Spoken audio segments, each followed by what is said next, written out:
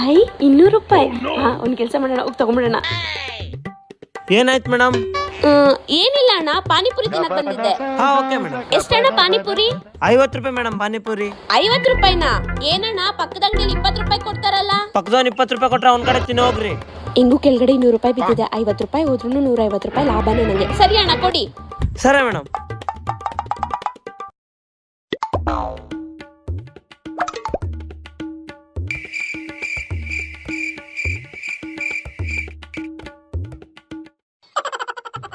Madam ನಿಮ್ದು 1 plate complete ಆಯ್ತು.